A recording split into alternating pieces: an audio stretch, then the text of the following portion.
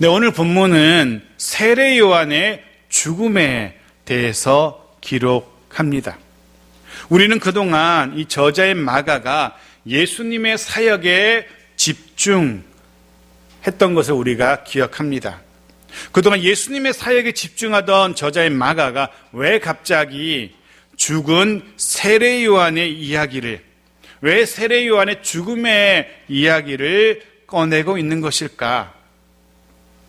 우리는 지난주 주님의 보내심을 받은, 그래서 세상으로 향하던 제자들의 모습을 보았습니다.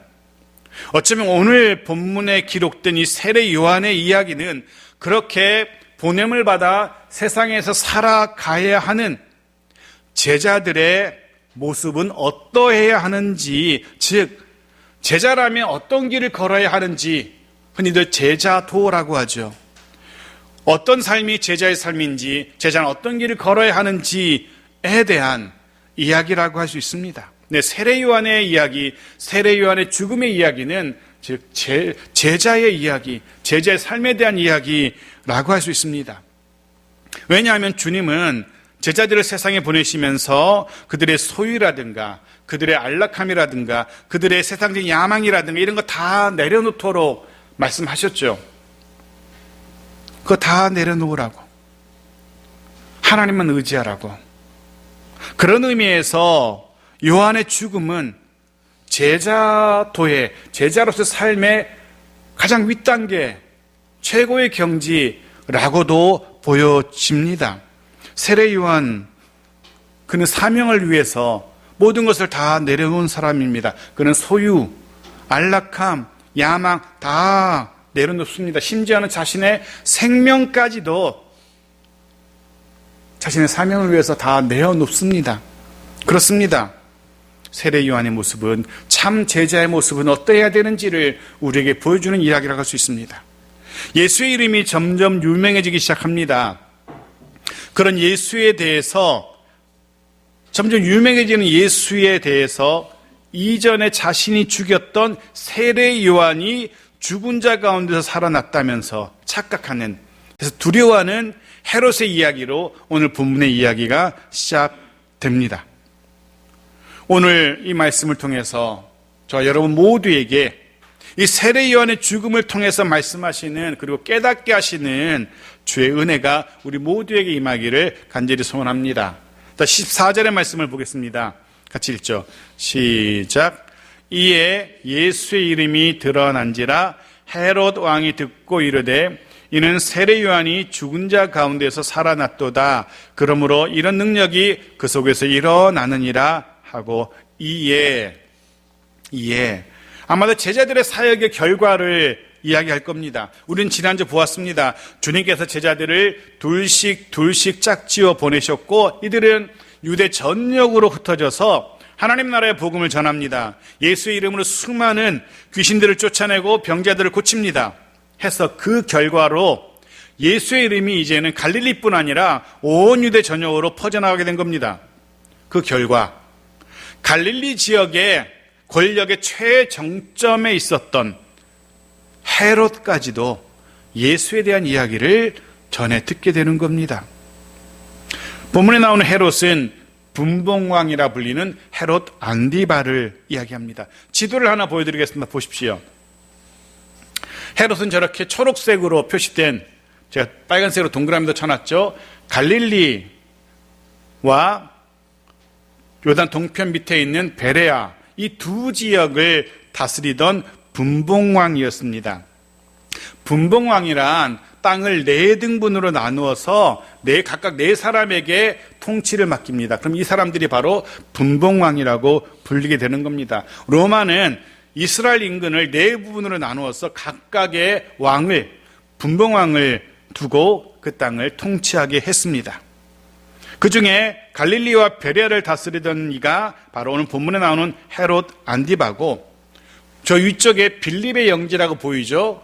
그곳이 바로 자신의 아내를 빼앗기는 헤롯 안디바의 이백동생인 빌립이 다스리던 그런 지역이기도 한 겁니다. 여하튼 이 헤롯 안디바는 자신의 본 부인을 버리고 이복동생인 빌립, 당시 갈릴리호수 동북쪽에 위치했던 또 다른 분봉왕인 빌립의 아내 헤로디아를 빼앗아 자신의 아내로 삼습니다. 해서 세례 요한은 이 처사를 옳지 않다라고 지적하는 겁니다. 해서 결국 헤롯에게 죽임을 당하게 되죠. 세례 요한이. 훗날 이 헤롯 안디바는 세례 요한을 죽인 이 헤롯은 예수를 재판하는 그 헤롯이기도 합니다. 본문은 세례 요한의 죽음의 이야기를 우리에게 들려줍니다. 사실 세례 요한의 죽음의 이야기는 1년 전 정도 지난 과거의 이야기입니다. 그 이야기를 다시 끄집어서 마가가 우리에게 들려주면서 제자의 삶에 대해서 보여주고 있는 겁니다. 자, 헤롯이 예수의 이야기를 전했게 됩니다. 예수의 놀라운 능력에 대해서 알게 됩니다. 귀신을 쫓아내고 병자를 고치시는, 심지어 그의 제자들조차도 귀신을 쫓아내고 병자를 고친다는 그런 놀라운 이야기를 듣습니다. 그리고 그 얘기를 듣고 마음에 두려움이 생깁니다. 이유가 무엇입니까? 왜 그가 예수의 그런 능력의 이야기를 들으면서 두려움이 생겼을까요? 이유는 자신이 죽였던 세례 요한이 떠올랐기 때문입니다. 그 예수의 모습 속에서 세례 요한의 모습이 보였던 겁니다. 자신이 이미 죽였던 세례 요한의 그 능력이 이 예수란 사람에게서 보였던 겁니다. 세례 요한도 병자를 고치고 귀신을 쫓아내고 그랬던 것 같습니다. 그 능력이 고스란히 예수에게서 보여지고 있었기 때문에 헤롯이 생각할 때 자신이 죽인 세례 요한의 그 유령이, 영이 예수란 사람의 속에 들어갔다라고 생각을 한 거죠. 물론 잘못된 생각이고 망상이고 하죠. 하지만 헤롯은 그렇게 생각한 겁니다. 자신이 죽였던 세례 요한의 그 능력이 다른 사람에게서 고스란히 나타나니까 세례 요한이 영이 들어갔나 보다. 혹시 자신에게 나쁜 일을 하면 어떡하나 그 영이, 이런 두려움이 든 거죠. 15절도 보십시오. 같이 읽죠. 시작. 어떤 이는 그가 엘리야라 하고 또 어떤 이는 그가 선지자니 옛 선지자 중에 하나와 같다 하되, 당시 예수님에 대한 또 다른 이야기들을, 또 다른 평가들을 이렇게 들려주고 있습니다. 엘리야라고도 하고 선지자 중에 한 사람이라고도 하고. 일단 헤롯은 예수를 세례 요한의 영, 유령이 쓰인 사람으로 생각하고 있었고요. 그리고 당시 또 다른 평가로는 엘리야다 혹은 선지자 중에 한 사람이다, 이런 생각들도 있었습니다. 이 부분, 당시 사람들이 예수를 어떻게 생각하는지는 다음번에 베드로의 신앙 고백을 다룰 때 더 자세하게 다루게 될 겁니다. 오늘은 그중 한 가지, 엘리야라고 평가하는 그 부분만 잠깐 살펴보려고 합니다. 엘리야라는 이 평가, 사실은 예수님이 아니라 세례 요한에게 적용되어야 할 그런 평가였습니다. 왜냐하면 말라기 4장 5절 말씀 보십시오. 같이 읽죠. 시작. 보라, 여호와의 크고 두려운 날이 이르기 전에 내가 선지자 엘리야를 너희에게 보내리니. 아멘. 그에게 마지막 선지자인 말라기 선지자는 후에 엘리야가 다시 올 것을 예언한 바가 있습니다. 그가 다시 와서 자녀들의 마음을, 이스라엘의 마음을 아버지에게로 돌아가게 할 것이다, 돌이킬 것이다 라고 예언한 바가 있었고요.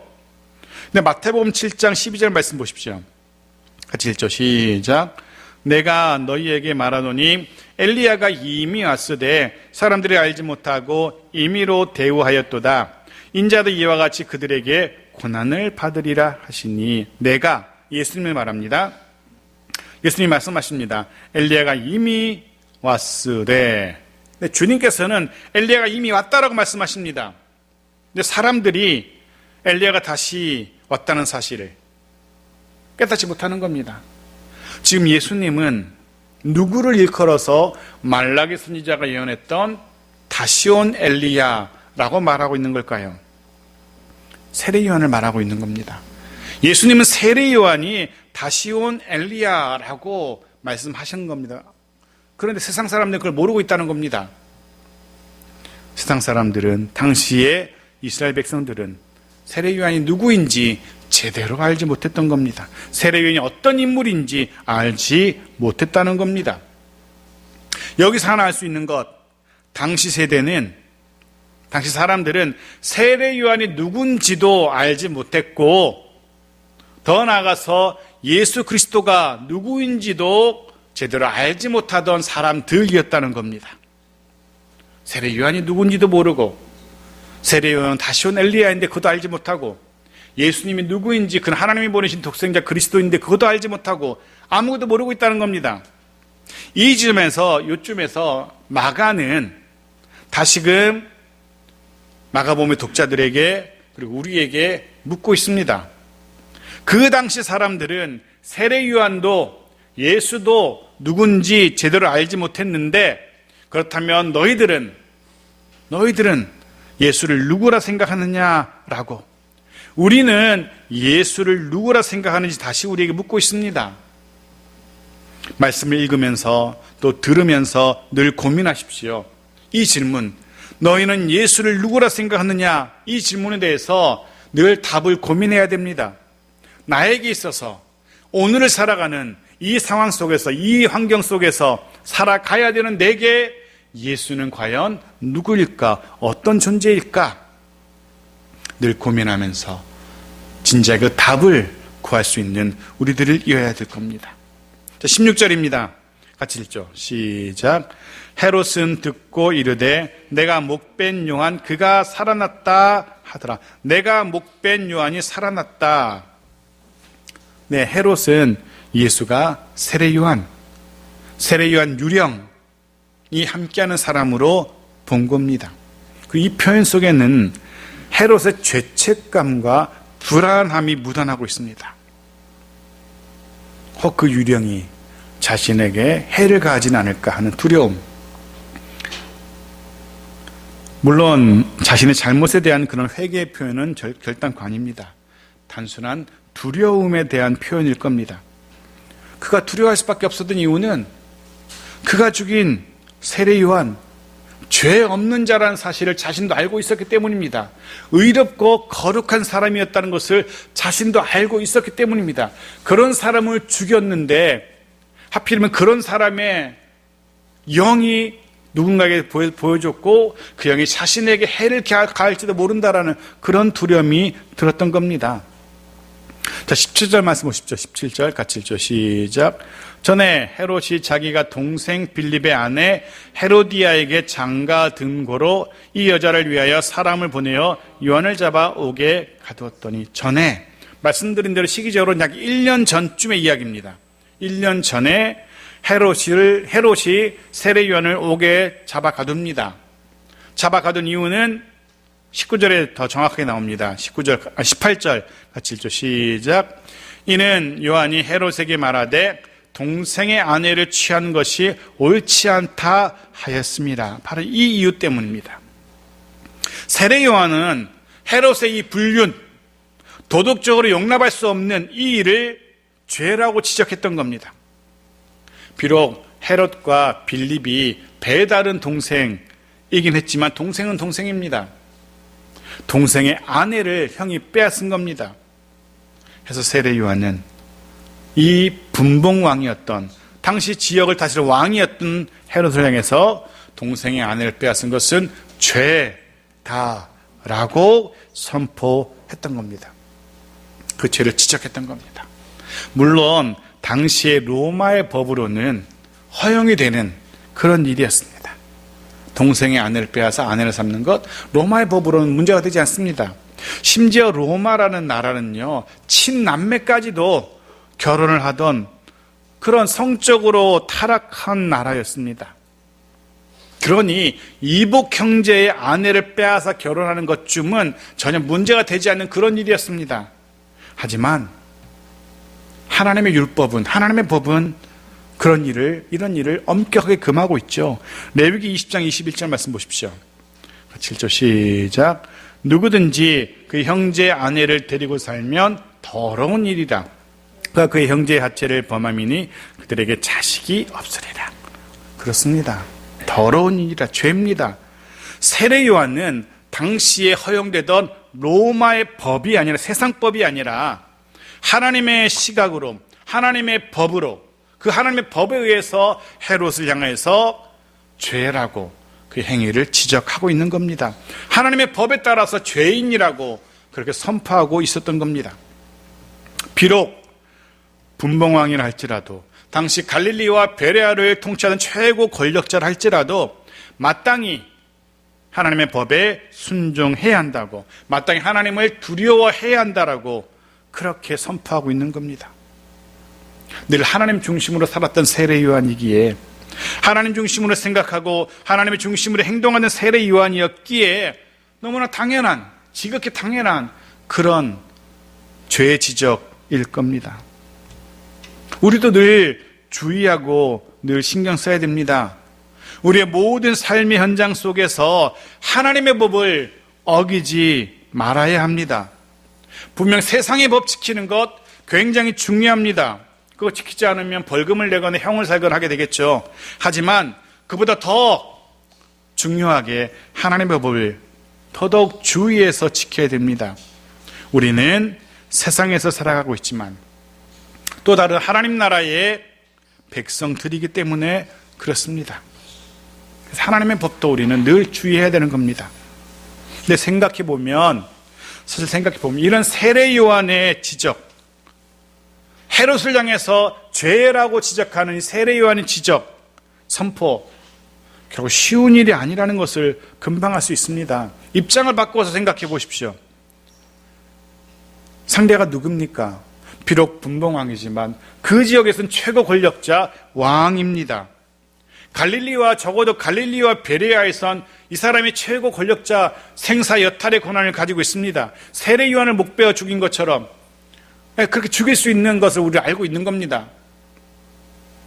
그런 헤롯을 향해서 아무도 그의 불륜을 지적조차 하지 못합니다. 생각해 보십시오. 심지어는 자신의 아내를 빼앗긴 빌립조차도 제대로 된 저항을 하지 못하는 그런 인물인 겁니다.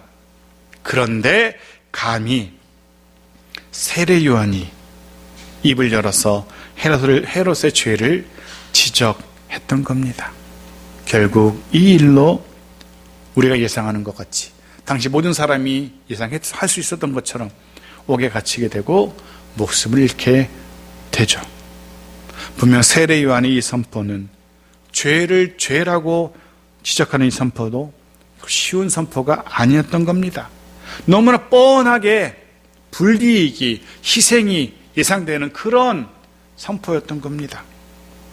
하지만 동시에 하나님의 사람이기에 너무나 당연한 그런 지적, 선포였습니다. 우리는 지금 제자의 모습을 다루고 있습니다. 제자는 어떠한 삶을 살아야 되는지 세례 요한의 삶 속에서 우리는 발견합니다. 저와 여러분이 제자라면 우리도 그래야 됩니다. 죄를 죄로 여기고 선포하고 지적할 수 있어야 됩니다. 상대가 누구이든 죄라고 말할 수 있어야 됩니다. 이것이 또한 우리의 모습이고 우리의 사명일 겁니다. 세례 요한과 같이. 에스겔 33장은 이렇게 말하고 있죠. 6절과 7절 말씀을 보겠습니다. 7절 시작. 그러나 칼이 임함을 파수꾼이 보고도 나팔을 불지 아니하여 백성에게 경고하지 아니하므로 그 중에 한 사람이 그 임하는 칼에 제거당하면 그가 자기 죄악으로 말미암아 제거되려니와 그 죄는 내가 파수꾼의 손에서 찾으리라. 인자 내가 너를 이스라엘 족속의 파수꾼으로 삼음이 이와 같으리라. 그러니 너는 내 입의 말을 듣고 나를 대신하여 그들에게 경고할지어다. 아멘. 나를 대신하여 그들에게 경고할지어다. 잊지 마십시오. 시대의 파수꾼으로 세움받은 저와 여러분입니다. 하나님은 저와 여러분을 이 시대의 파수꾼으로 부르시고 세우셨습니다. 이 시대와 사람들을 향해서, 가깝게는 믿음이 없는 가족들, 친구들을 향해서 그리스도 예수의 마음으로 경고할 수 있어야 됩니다. 어쩌면 세례 요한처럼 무시당하고 조롱당하고 불이익을 당할 수도 있을 겁니다. 그럼에도 불구하고 우리는 외쳐야 합니다. 그것을 위해서 우리가 부름받고 세움받았기 때문입니다. 그들의 안전, 가족들의 평안의 여부가 내게 파수꾼이 내게 달려있다는 사실을 우리 잊지 말아야 됩니다.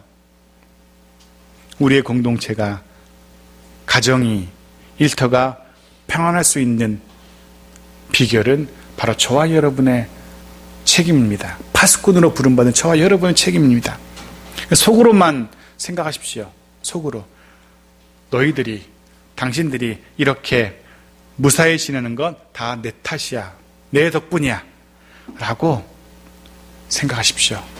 여러분 덕분에 여러분의 가정이, 여러분의 일터가 평안하다는 사실, 우리는 기억할 필요가 있고 자부심을 가질 필요가 있습니다. 그런 생각도 합니다. 이 나라가 이 정도라도 버틸 수 있는 힘의 원천은 그래도 적어도 1000만을 자랑하는 기독교인들의 기도, 삶이 아닐까, 그들 덕분 아닐까라는 생각합니다. 파수꾼의 역할을 제대로 감당하는 그들의 덕분에. 네, 자 20절입니다. 같이 읽죠. 시작. 헤롯이 요한을 의롭고 거룩한 사람으로 알고 두려워하여 보호하며 또 그의 말을 들을 때에 크게 번민을 하면서도 달갑게 들음이러라. 보십시오. 불의한 헤롯이었지만 요한을 의롭고 거룩한 사람으로는 인정하고 있습니다.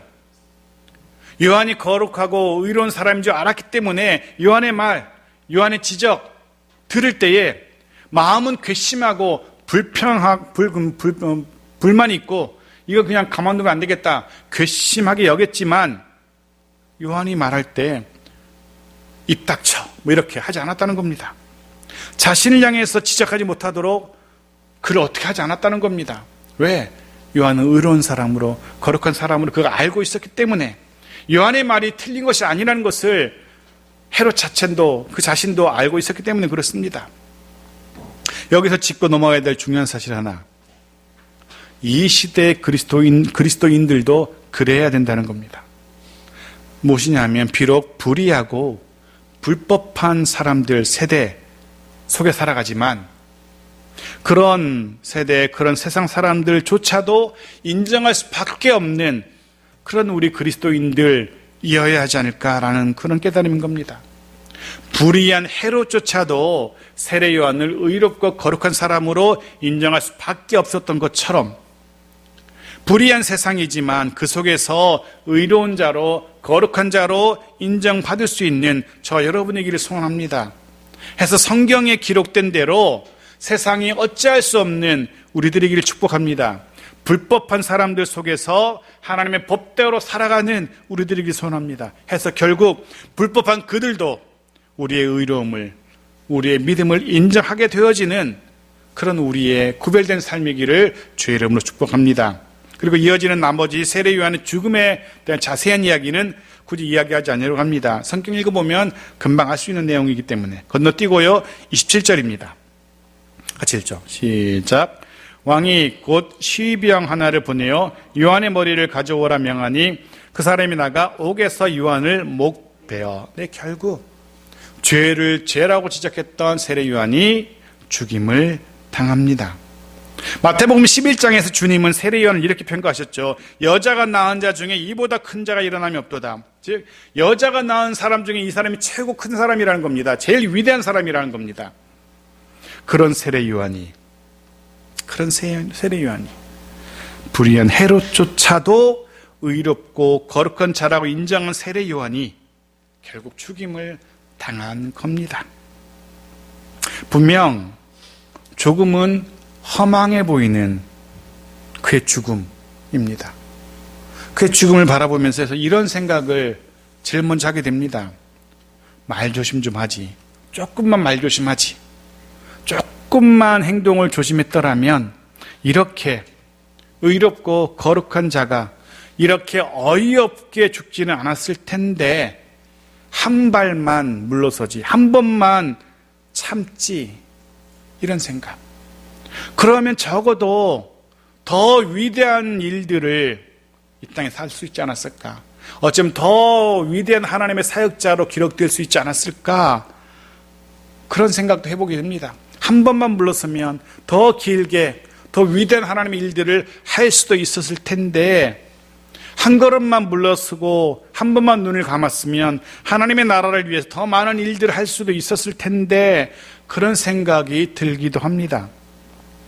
인간적인 생각이죠. 그 허망한 죽음을 바라보면서. 그런데 또 생각해보면 아닌 것 같습니다. 우리는 그의 죽음을 마주하며 오히려 제자의 삶을, 제자는 어떤 사람이어야 되는지 다시 한번 묵상하게 되어집니다. 복음을 위해, 사명을 위해 모든 것을 내려놓아야 하는 제자의 길, 심지어 생명까지도 내어놓아야 하는 제자의 길, 세례 요한은 지금 그 길을 우리에게 삶으로 보여주고 있는 겁니다. 후에는 주님도 자신의 삶으로 그 십자가의 길을 우리에게 보여주시죠.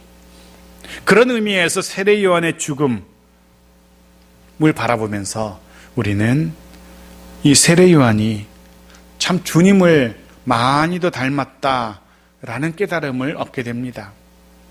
주님이 말씀하신 그 제자의 길을, 온전한 제자의 삶을 살았던 그의 모습 속에서 우리는 주님을 떠올리게 되는 겁니다.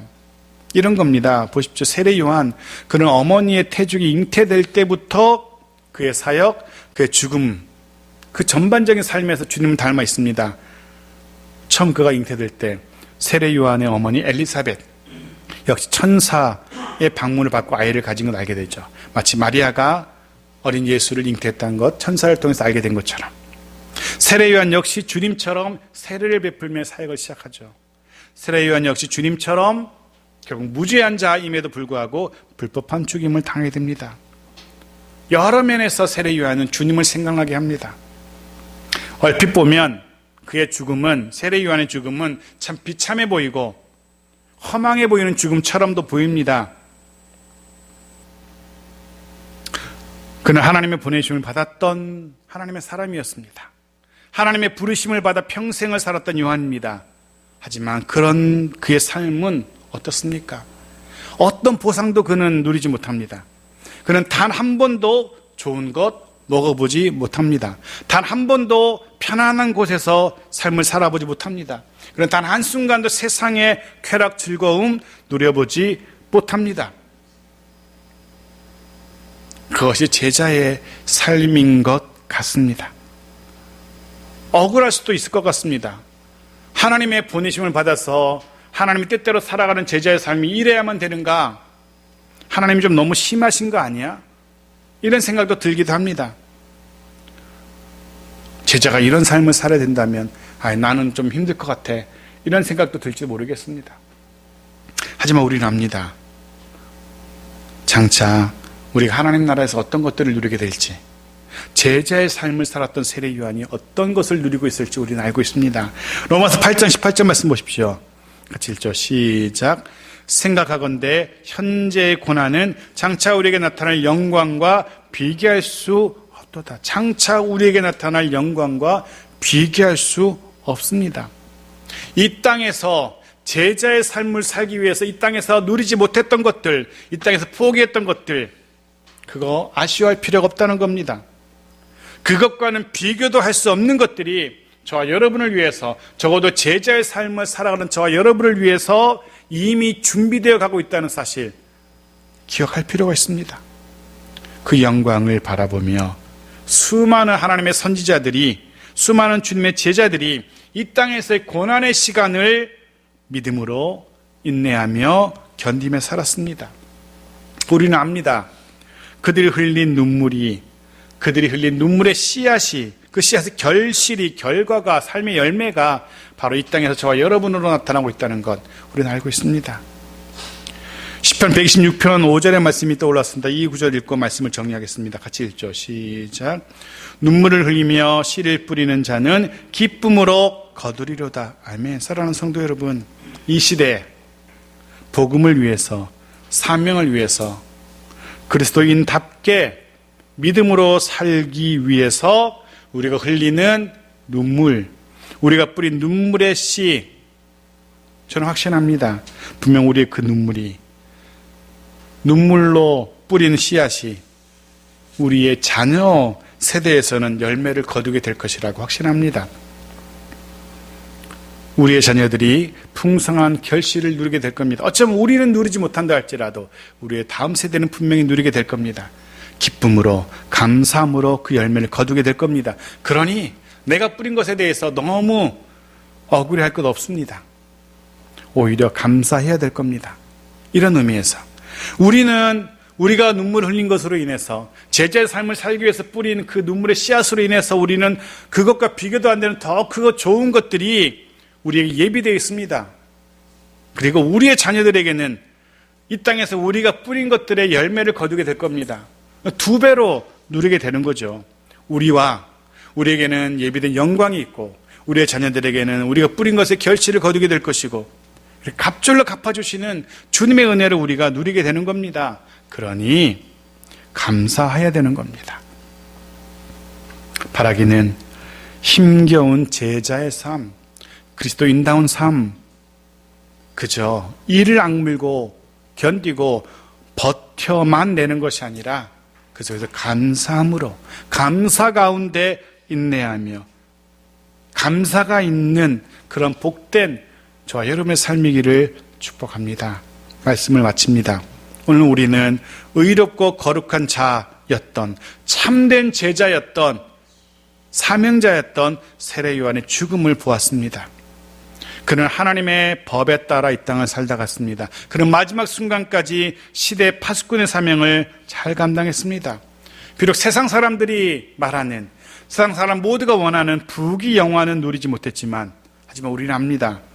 그의 삶은, 세례 요한의 삶은 하나님이 기억하시는 삶이었고, 하나님이 인정하시는 삶이었고, 하나님의 영원한 상급이 예비된 복된 삶이었다는 것을 우리는 확신합니다.